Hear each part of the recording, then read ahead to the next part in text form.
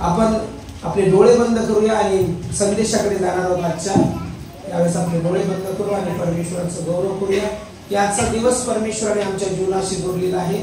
हा नाताळाचा सण म्हणजे क्रिसमस, येशू ख्रिस्ताचा जन्मदिवस आम्ही साजरा करत आहोत आणि त्या प्रभू येशू ख्रिस्ताने या पृथ्वीवरती जन्म घेतला आणि आमच्यासाठी तारण दिलेला आहे. म्हणून आज आम्ही या ठिकाणी सर्वजण जे बसलेलो आहोत ते परमेश्वराचा गौरव करण्यासाठी, त्या महान देवाचं गौरव करण्यासाठी एकत्रित जमलेलो, त्या महान देवाची उपासना करण्यासाठी एकत्रित जमलेलो. प्रभू मी प्रार्थना करतो हा जन्मदिवस आम्ही साजरा करत असताना प्रभू तुझा आनंद आमच्या जीवनामध्ये असू दे, तुझी शांती आमच्या जीवनामध्ये असू दे, तुझी कृपा आमच्या जीवनामध्ये असू दे परमेश्वर. प्रभू आज या ठिकाणी बसलेला प्रत्येक लहान थोर तुझ्या पवित्र हाती समर्पित करतो आणि प्रभू जो आनंद तू या जगाला दिलेला आहे तोच आनंद या ठिकाणी असलेल्या प्रत्येकाच्या हृदयामध्ये आज येशूच्या नावात मी कबूल करतो परमेश्वर. प्रभू प्रार्थना करतो तुझा आनंद त्यांच्या जीवनात होते. प्रभू हा सण उत्साहाचा असू दे, आनंदाचा असू दे, शांतीचा असू दे परमेश्वर.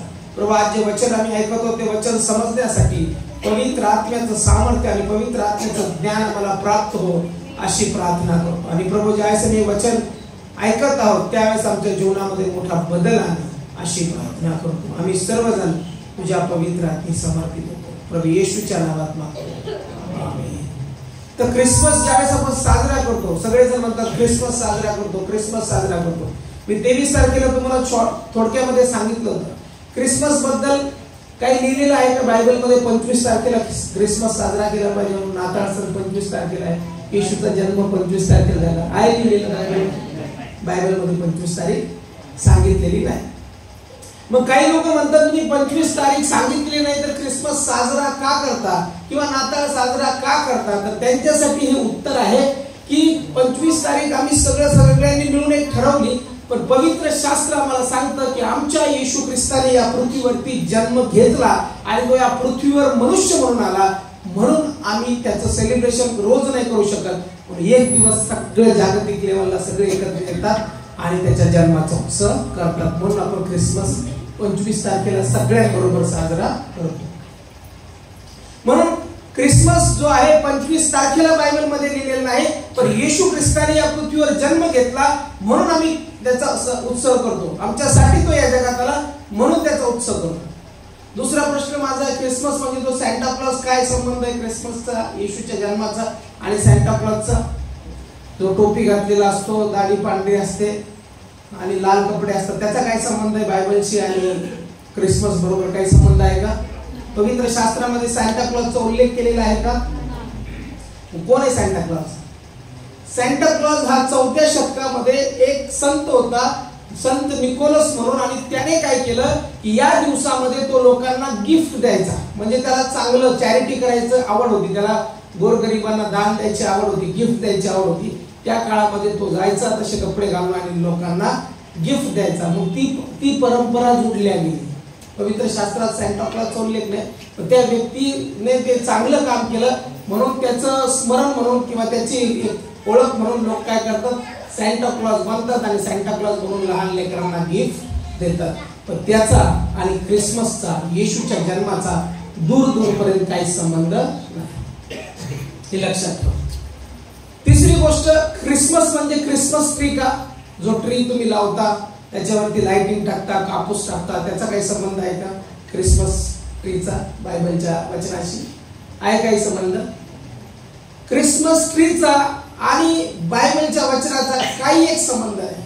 आम्ही फक्त शो म्हणून एक घरात चांगलं सुशोभित दिसावं, एक डेकोरेशन, जसं आता लाइटिंग लावलेली आहे तशी डेकोरेशन दिसावं म्हणून आम्ही क्रिसमस ट्री लावतो. त्याच्याकडे काय पूजा बिजा भक्ती विक्ती काय झुकत नाही. आम्ही क्रिसमस ट्री जसं डेकोरेटिव्ह आहे ते, जसं लाइटिंग आहे तसं त्याच्यावरती लाइटिंग लावतो आणि क्रिसमस ट्री सांगतो. तो खरा क्रिसमस ट्री नाही.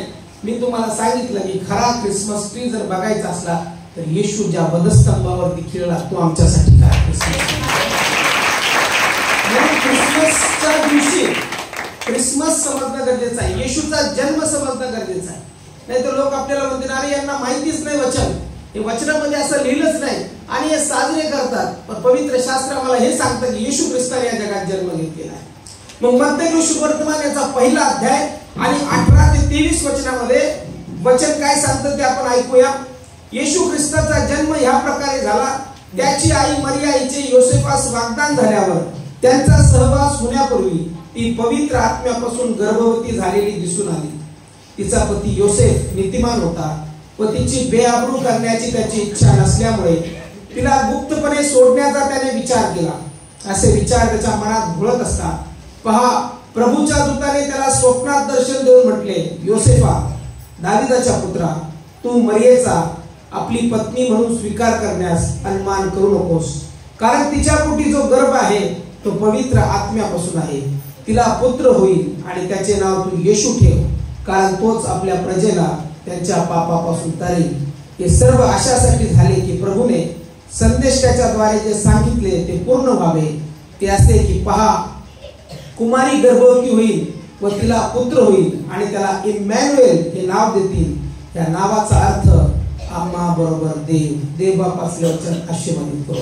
या ठिकाणी ख्रिस्ताचा जन्म कशा प्रकारे झाला ते सांगितलेलं आहे. आणि इथं म्हटलेलं आहे की त्याची आई येशूची आई जी मरिया होती, योसेफ नावाच्या व्यक्तीबरोबर वाग्दान झालेलं होतं, म्हणजे साखरपुडा झालेला होता. आणि साखरपुडा झालेला असताना त्यांना असं आढळून आलं की ही कुमारी असतानाच गर्भवती झाली. जर एखादी कुमारी जिचं लग्न झालं नाही, ती मुलगी जर गर्भवती राहिली तर ते आपल्या समाजामध्ये किंवा कोणत्याही समाजामध्ये असो, ऑल ओव्हर वर्ल्ड ते तुच्छतेचं आहे. त्या बाईकडं किंवा त्या स्त्रीकडं लोक तुच्छतेने बघतात. त्यांना असं वाटते ना, पाप केलं, ही कुमारी असताना गर्भवती कशी राहिली. मग त्या काळात तसं झालं. ती एक कुमारी गर्भवती राहतं म्हणजे विशेष आहे. माणसाच्या सहवासात शिवाय स्त्री गर्भवती राहू शकत नाही. मग तिनं पाप केलं असं लोकांना वाटलं असेल. वाटलं काय? वाटलंच त्या ठिकाणी. कारण की योसेफ देखील विचार करत होता की आता मी हिला काय करतो, गुपचूप सोडून देतो, कोणाला काय बोलत नाही, पण शांततेने मी काय करतो, सोडून देतो. आणि असा तो विचार करत होता. इथं म्हणलेले तिचा पती योसेफ नीतिमान होता व तिची बेआबरू करण्याची त्याची इच्छा नसल्यामुळे तिला गुप्तपणे सोडण्याचा त्याने विचार केला. त्याने विचार केला की तिला गुप्तपणे सोडून द्यावं. त्याच्याही मनात आलं की न पाप केलं असेल आणि म्हणून ही गर्भवती राहिली. आमच्याही मनात काय असतं, आज जर कोणी कुमारी गर्भवती राहिली तर आम्ही तेच म्हणू की न पाप केलं असेल, काय झालं असेल म्हणून ही गर्भवती राहिली. पण या ठिकाणी तसं नव्हतं. या ठिकाणी जे होतं, तिचा उपयोग परमेश्वराला करायचा होता. तिच्या कूसचा उपयोग, जे पोट आहे, कूस आहे, त्याचा उपयोग परमेश्वराला करायचा होता, म्हणून ती गर्भवती राहिलेली आहे.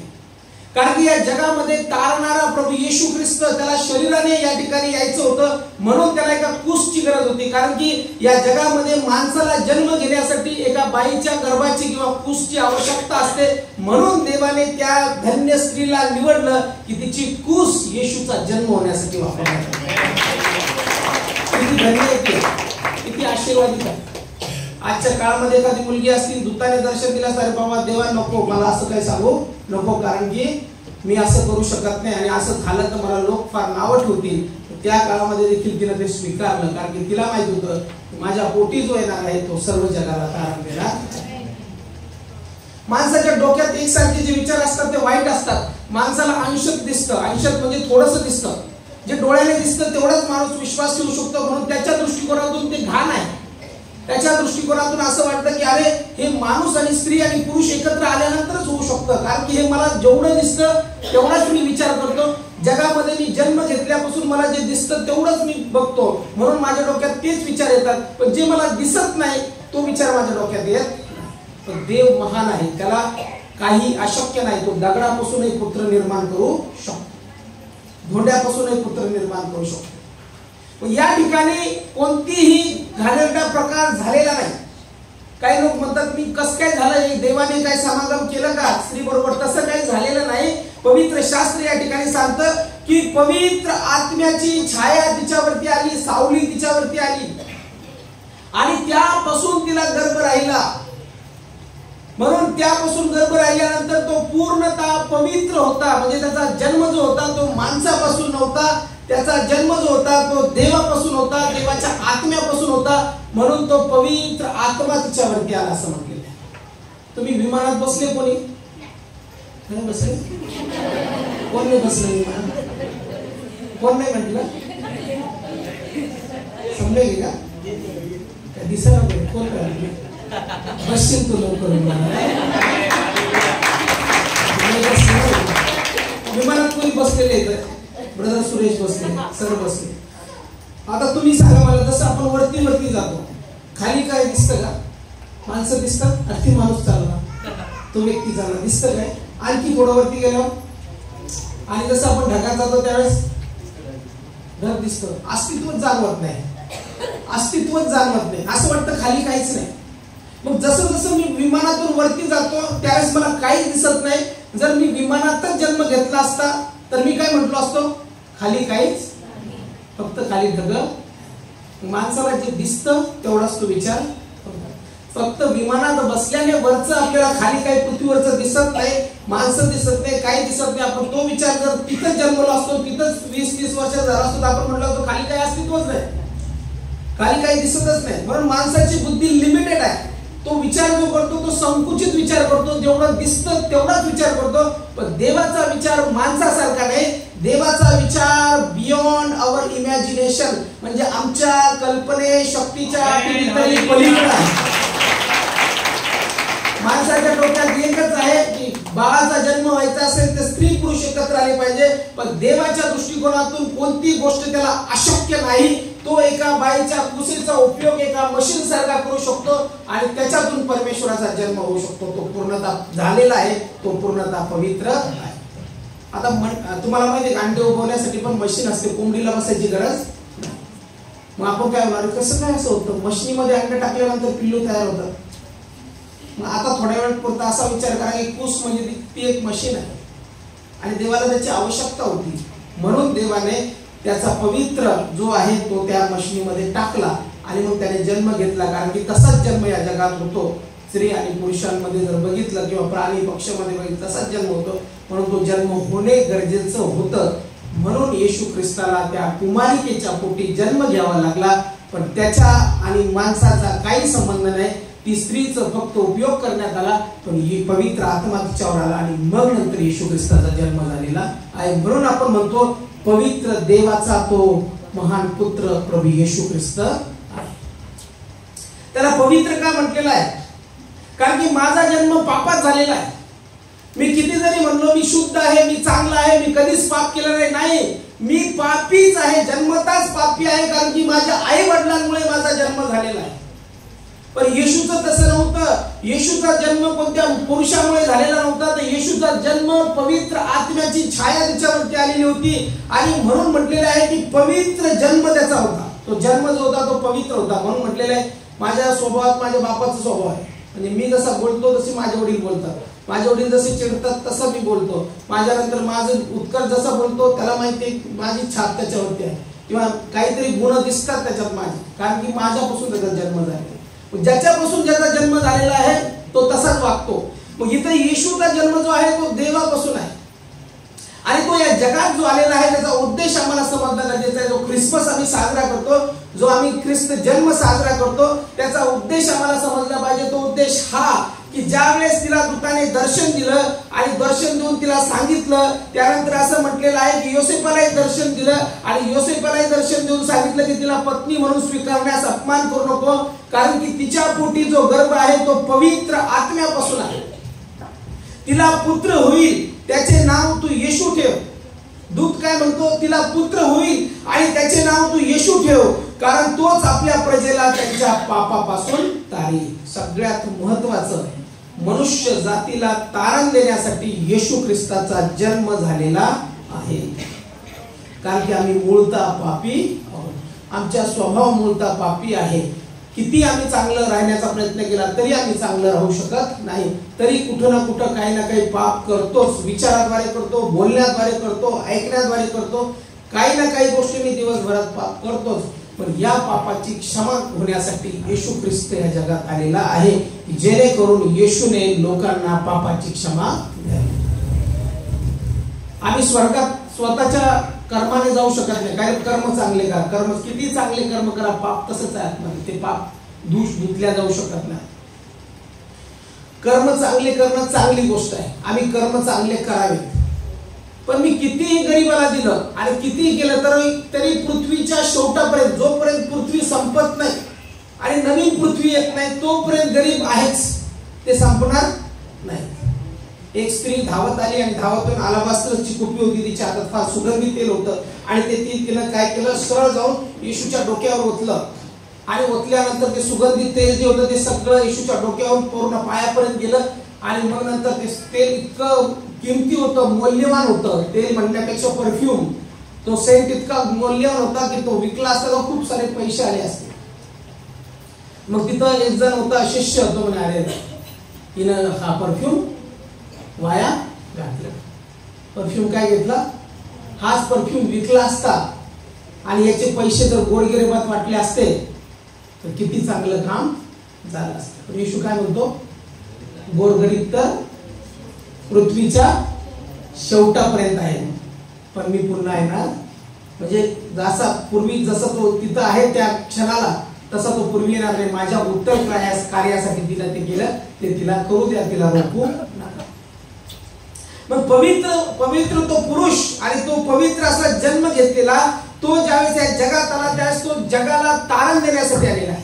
येशू ख्रिस्त मानव जातीला तारण देण्यासाठी आलेला आहे. म्हणून जो कोणी पापी व्यक्ती आहे त्या पापी व्यक्तीने येशू ख्रिस्ताकडे बघावं, त्या पापी व्यक्तीने येशूला पापाची क्षमा मागावी, त्या पापी व्यक्तीने म्हणावं की येशू तू वधस्तंभावर माझ्यासाठी प्राण दिलेला आहे, आता माझी वेळ आहे, आता मी तुला माझ्या पापांची क्षमा मागतो, माझे पाप धुवून स्वच्छ कर. त्यास एकदाच आता घडी घडी रक्त सांडवण्याची गरज नाही. येशूने वधस्तंभावर रक्त सांडलेलं आहे आणि एकदाच त्याने सांडलेलं आहे. जो कोणी विश्वास ठेवतो आणि पापाची क्षमा मागतो त्याच्या पापाची क्षमा तात्काळ होते आणि प्रभू त्याला सर्व पापापासून मुक्त करतो. म्हणून म्हटलेलं आहे की तोच आपल्या प्रजेला त्यांच्या पापापासून तारेल. हे सर्व अशासाठी झाले की प्रभूने संदेशाच्या द्वारे ते सांगितले होते ते पूर्ण व्हावे. ते असे की पहा, कुमारी गर्भवती होईल व तिला पुत्र होईल, त्याला इम्मॅन्युएल हे नाव देतील. ह्या नावाचा अर्थ आम्हा बरोबर देव. आतापर्यंत देव मनुष्या बरोबर राहिला नाही, कारण की मी तुम्हाला पूर्वी पण शिकवलेलं आहे की देव पवित्र आहे, मनुष्य पापी आहे. देवाने मनुष्य त्याच्या बरोबर सहभागितेसाठी बनवला होता. जसं पहिले आदामाने हवाने बनवलं त्यास त्यांच्या बरोबर सहभागिता होती, पण त्यांना आज्ञा केली होती की या झाडाचं फळ खाऊ नका. त्यांनी ते फळ खाल्लं आणि स्त्रीने खाल्लं आणि आदामालाही दिलं आणि दोघेही आज्ञाभंगाच्या पापात पडले आणि तेव्हापासून मनुष्यामध्ये आणि देवामध्ये दुरावा आला आणि हा दुरावा कायमस्वरूपी होता. हा दुरावा मिटत नव्हता, कारण की मनुष्य पापात होता आणि देव पवित्र होता. मग पवित्र देव माणसाची भेट घेऊ शकत नव्हता. म्हणून देवाने एक योजना आखली आणि ती योजना ही होती की माझा आणि मनुष्याचा जे लोक आहेत, ज्यांना मी माझ्या हाताने बनवलेलं आहे, ज्यांच्यात मी नागपुड्यात श्वास फुंकला आहे, हे माझेच आहेत, माझे पुत्र आणि माझ्या कन्या आहेत, त्यांची माझा समेट व्हावा. पण समेट होत नव्हता, कारण की मनुष्य पापी होता आणि देव पवित्र होता. देवाचं नेचर आहे ते पवित्र देव, पापी मनुष्य, समेट होत नव्हता. काय केलं पाहिजे? देवाने त्याचा एकुलता पुत्र मनुष्य रूपात पाठवला. देव आत्मा स्वरूपात येऊ शकत नाही, आत्म्यात आमची भेट नेहमी घेऊ शकत नाही, आत्म्यात तू वधस्तंभावर म्हणू शकत नाही. म्हणून त्याने काय केलं, शरीर रूपामध्ये तो आला. म्हणून येशू ख्रिस्त ज्या शरीरात आला त्यावेळी बरेचसे लोक म्हणतात की माणूस देव कसं काय होऊ शकतो, मनुष्य देव होऊ शकत नाही. मी जर म्हटलं मी देव आहे, मी देव होऊ शकत नाही, कारण की मी माणूस आहे, मी माझ्या आई वडिलांपासून जन्मलेला, मी देव कसा? देव तोच असतो की जो सर्व सामर्थ्यशाली असतो, सार्वभौम असतो, सार्वकालिक असतो, त्याला कोणत्याच गोष्टीचा अंत नाही, आधी आणि अंत तो असतो. तो देव जो सनातन आहे, जो सर्वकालिक आहे, जो आत्मा आहे, तो परमेश्वर. आणि तो परमेश्वर मी होऊ शकत नाही. आणि म्हणून ज्या वेळेस लोकांनी येशूकडे बघितलं त्यावेळेस येशू म्हणतो की ज्याने मला बघितलं त्याने देवाला बघितलं. त्यावेळेस त्यांनी काय केलं, हातात धोंड घेतली आणि त्याला मारायला धावले. का? कारण की एक मनुष्य देव होऊ शकत नाही आणि ते म्हणतात हा दुर्भाषण करतो. आणि दुर्भाषण हे सगळ्यात मोठं पाप होतं, कारण की देवाची जागा कोणताही मनुष्य घेऊ शकत नव्हता. आणि इतिहासामध्ये पहिली वेळेस हा असा पुरुष आहे की जो म्हणतो की ज्याने मला बघितलं त्याने देवाला बघितलं आणि तो स्वतःला देव म्हणतो. मग ते पण यहुदी लोक म्हणतात की तू स्वतःला देव समजतोस काय? देव नाही, तो देवाचा पुत्र आहे की ज्याने मरियेच्या पोटी जन्म घेतला आणि ज्याने आमच्यासाठी तारण दिलं. म्हणून मनुष्य जो आहे त्या मनुष्यावरती देवाचा आत्मा आला आणि त्याला स्पष्ट ज्यावेळेस त्याचा बाप्तिस्मा झाला, ज्यावेळेस तो वरती आला त्यावेळेस स्पष्ट वाणी झाली की हा माझा परमप्रिय पुत्र आहे आणि याविषयी मी संतुष्ट आहे. म्हणजे देवाचा पुत्र म्हणून त्याला डिक्लेअर केलं. त्या ठिकाणी देवाचा पुत्र तो आहे योहान 3:16 देखील ज्यावेळेस आम्ही वाचतो त्यावेळेस योहान 3:16 मध्ये देखील सांगितलेलं आहे की देवाने जगावर एवढी प्रीती केली की त्याचा एकुलता एक पुत्र दिला. पुत्र आमच्यासाठी दिला. येशू आमच्यासाठी मनुष्य रूप आमच्यासारखं शरीर धारण करून आला आणि तो या जगात आला. या जगात येऊन त्याने वधस्तंभावरती प्राण दिला, आमच्यासाठी रक्त सांडलं. म्हणून जो कोणी पापी मनुष्य त्याच्या रक्तावरती विश्वास ठेवतो आणि पापाची क्षमा मागतो त्याचे पाप त्या क्षणी धुतल्या जातात आणि तो शुद्ध होतो. माझी धार्मिकता घाणेरड्या चिंधीसारखी आहे. मी किती म्हणलं मी धार्मिक आहे, धार्मिक आहे, धार्मिक आहे, मी चांगला आहे, पण माझ्या मनातले विचार, माझ्या डोक्यातले काही गोष्टी किंवा काही कशा गोष्टी कोणातून मी पाप करतो. तर त्या पापाला घेऊन मी देवाच्या समेटमध्ये जाऊ शकत नाही, देवाच्या सानिध्यात जाऊ शकत नाही. पण त्याच्यासाठीच मग येशू ख्रिस्त हा पुत्र बनून आला, ज्याने वधस्तंभावर रक्त सांडलं आणि त्या रक्तामुळे ज्यावेळेस मी विश्वास ठेवतो, माझं रक्त एकदाच क्षालन केलेलं आहे, त्याने त्याचं रक्त एकदाच क्षालन केलेलं आहे, मी प्रायश्चित्त करतो, देवा मी पापी आहे, तुझ्या रक्ताने धुवून मला स्वच्छ कर, आणि त्याच वेळेस माझ्या पापाची क्षमा होते आणि मग माझं पूर्ण पाप धुतल्या जातं आणि मग मला नीतिमान किंवा धार्मिक गणल्या जातं. ती धार्मिकता माझी नाही, ती धार्मिकता येशू ख्रिस्ताची. म्हणून कोणी ढेंग्या मारायची गरज नाही, शहाणपणा करायची गरज नाही. तर मी लय भारी, मी लय चांगला, मी खूप प्रार्थना करतो आणि बघा मी किती सुपर आहे आणि मी किती पॉवरफुल आहे, मी हात लावला तरच असं, मी बोललो तरच असं. काय नाही, मनुष्य मनुष्य आहे, देव देव आहे. हे जे सामर्थ्य आम्हाला प्राप्त होतं ते देवाच्या आत्म्याशिवाय प्राप्त होऊ शकत नाही. म्हणून जगात ज्यावेळेस येशू फिरत होता त्यावेळेस निकोदेम नावाचा एक शिष्य होता आणि तो शिष्य देखील काय म्हणतो, तो म्हणतो की देव बरोबर असल्या वाचून कोणीही चिन्ह करू शकत नाही, देव बरोबर पाहिजे. म्हणून येशूने जे शिकवलं ते आम्ही शिकलो पाहिजे. पण येशू सारखं आम्ही बनत नाही. गाणं आता गायला त्याने, येशू मुझे तेरे जैसा बना, तेरी आदत मुझ में. पण खरंच विचार करा बरं, तुमच्यात आहे का येशू सारखी सवय? तुम्ही येशू सारखे आहात का? आणखी हटवतपणा काही जातच नाही आमचा हटवतपणा. रुसणं काही जात, पटकन आम्ही कोणाला पुढे जात नाही, आम्हाला वागताच येत नाही. झुकता येते तुम्हाला येशू सारखं? येतं का झुकता? आता झाडू घेता येतो? काही जणांना खुर्ची पाहिजे, लगेच खुर्ची लगेच बसलेले पाय नंबर होतो आम्ही. येशूने तर कमरेला रुमाल बांधला. काय बांधलं? रुमाल बांधला. गंगाळात पाणी घेतलं, गंगाळात पाणी घेतलं आणि तो शिष्यांचे पाय धुवू लागला. शिष्यांचे पाय धुवू लागला. पवित्र शास्त्र काय सांगतो? तो शिष्यांचे पाय धुवू लागला. आमच्यात आहे का तो स्वभाव? महिलांमध्ये आहे तो स्वभाव? आहे का तुमचा स्वभाव? थोडस काय झालं तुम्ही, मी नाही बघत तिच्याकडं, मी नाही बोलणार तिला. आलेले मोठी एक वेळेस पुरुष चांगल्या, मी बाजू घेतो. पुरुषांचा स्वभाव कसा असतो माहिती का? मी शिकलो त्यांच्याकडून बऱ्याचशा गोष्टी.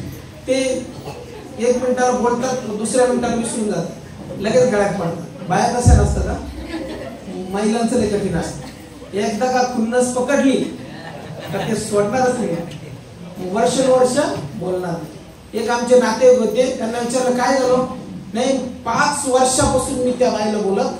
किती? काय झालं? नाही त्या लग्नात त्यांनी थोडस असं केलं तर मला खूप राग आला आणि त्या दिवसापासून मी काय त्या बाई बरोबर बोलत. ही पण बाई ती पण बाई. छोट्याशा रागामुळे किती वर्ष बोलत नाही.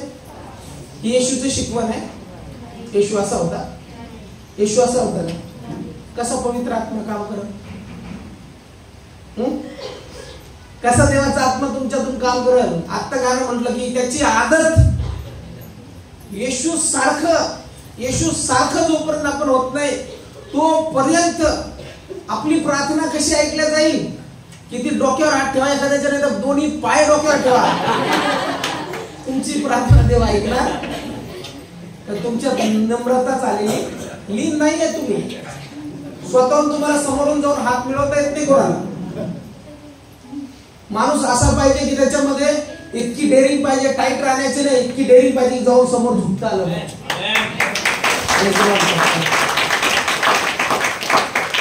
मोठेपणा टाईटपणात नाही, मोठेपणा झुकण्यात.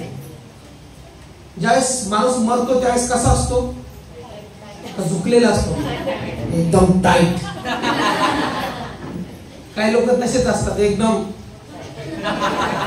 टाईट. बाळासाहेब मी झुकणार, मोडण पण वाकणार, वाका पण मोडणार. येशू तसा नव्हता, येशू असा नव्हताच. म्हणून येशूचे लोकही तसे नसले असं नाही. येशू एकदम नम्र, लीन आणि नम्र होता. त्याचा स्वभाव लीनतेचा आणि नम्र. त्याने प्रेम दिलं लोकांना. लोक थुंकले त्याच्या तोंडावर. तुमच्या तोंडावर जर थुंकलं ना मी, इतकं मारतात मला, इतकं पळपळ मारतात. पाळत गेला चुलीत, आता पाळताची पाळतीच. त्याच्या तोंडावर थुंकले तरी त्याने क्षमा केली.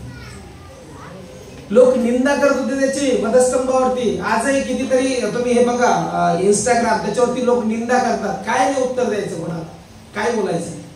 सत्य सत्य असतं. सत्य काहीच होत नाही सत्याला. सत्य 2000 वर्षापासून चालत आलं, ते आताही चालणार. तेव्हाही लोकांनी त्याच्यावरती जोक केले, निंदा केली, त्याने एका शब्दाने उत्तर दिलं नाही.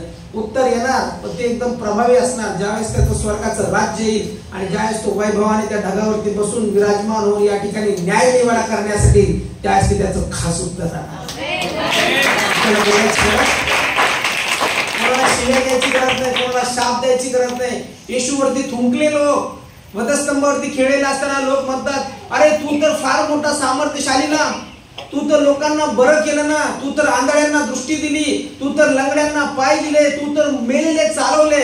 आजही काही लोक तुम्हाला म्हणत असेल, अरे तुमचा देव तर जिवंत ना, मग तुम्ही त्रासात कसे, तुम्ही संकटात कसे, तुम्ही असं कसं? ते एक टास्क होता येशूचा. येशूला वधस्तंभावर मरायचंच होतं. येशूला दाखवायचं नव्हतं की मी जिवंत देवाचा पुत्र आहे. तो आहेच. आपल्याला दाखवण्याची गरज नाही की आम्ही विश्वासाने आम्ही आहोत. मग काही असो आमच्याजवळ किंवा नसो, आमच्या जीवनात चमत्कार हो किंवा न हो, माझ्या येशूने माझ्यासाठी प्राण दिला, मला तारण दिलं, हे मी मानतोच. कारण की येशू सर्वसमर्थ आहे. त्याने दाखवून दिलं नाही लोकांना मी देवाचा पुत्र आहे. हा आता थांबा, तुम्हाला दाखवतो जरा. तुम्ही थुकता का माझ्यावर आणि तुम्ही हे करता का, तुम्ही निंदा करता माझी वधस्तंभावरती? तो काही एका शब्दाने बोलत नाही. 1-2 चोर खिळलेले होते, एक बाजूला साईडला. एक चोर म्हणतो की अरे येशू, तू तर काहीच केलं नाही तरी देखील शिक्षा भोगत आहेस. आणि दुसरा चोर निंदा करतो, तू तर देवाचा पुत्र आहेस ना, मग तू खाली ये, आम्हाला पण खाली घेऊन ये. तो दुसरा चोर काय म्हणतो, अरे आपण तर आपली यथायोग्य शिक्षा भोगत आहोत, पण याने कोणतंही पाप केलं नाही, काही चूक नाही असताना याला वधस्तंभावर खेळण्यात आलं. तो म्हणतो, येशू तू ज्यावेळेस राजवैभवाने येशील त्यावेळेस माझी आठवण कर. येशू त्याला म्हणतो, आज माझ्या बरोबर तू सुखलो का? नम्र झाला. कसं झालं? नम्र झालं. आज मला या 25 तारखेनिमित्त तुम्हाला सांगायचं की जीवनात जर तुम्हाला देवाचं सामर्थ्य पाहायचं असेल आणि प्रभावी पाहायचं असेल, सगळ्यात पहिली गोष्ट लीन आणि नम्र व्हा. आकडू नका. हार्ट अटॅक आला जातांवरती आणि मग गेल्यानंतर तिथं म्हणू नका, जेव्हा मला मी लय जणांसोबत भांडणं केले, मला याला क्षमा मागायची होती, त्याला मागायची होती, मशीन आपली तिथं थांबला. पेत्राला छेडी घेऊन चांगला हाणाय ना, यांनी खाली लय टाईटपणा केला. येशू ख्रिस्त ज्याने जन्म घेतला, इम्मॅन्युएल म्हटलेला आहे. इम्मॅन्युएल म्हणजे आम्हा बरोबर देव, म्हणजे आमच्या बरोबर देव राहण्यासाठी आला. येशू ख्रिस्त शरीराने या जगात आला आणि शरीराने आमच्या बरोबर राहिला. लोकपुरुष वर्तमानामध्ये जर आम्ही बघितलं तर ती शुभ वार्ता होती, म्हणजे ती एक चांगली बातमी होती. आणि ती बातमी जी होती ती सर्व जगासाठी होती. पर्टिक्युलर जातीसाठी, पर्टिक्युलर धर्मासाठी, पर्टिक्युलर लोकांसाठी असं नाही. आपण त्याच्या बियॉन्ड आहोत, त्या विचारसरणीच्या त्याच्या पुढे आहोत. लोक फक्त संकुचित विचार करतात. काही जण तो हा गटाचा, तो त्या गटाचा, हा जातीचा, हा तो धर्माचा. मनुष्याने सगळं निर्माण केलं, पण देवाच्या दृष्टिकोनातून स्त्री आणि पुरुष हेच जात आहे. एक स्त्री, एक पुरुष आणि एक देव ज्याने निर्माण केलं. म्हणून इथं काय म्हटलेलं आहे की ही सुवार्ता सगळ्यांसाठी आहे. जो कोणी येशूच्या वचनावर विश्वास ठेवतो त्या सगळ्यांसाठी आहे. आणि असं म्हटलेले 8व्या वचनामध्ये, लूका वर्तमान 2 अध्याय 8 वचन, त्या परिसरात मेंढपाळ रानात राहून रात्रीच्या वेळी आपले कळप राखत होते, तेव्हा प्रभूचा दूत त्यांच्याजवळ उभा राहिला.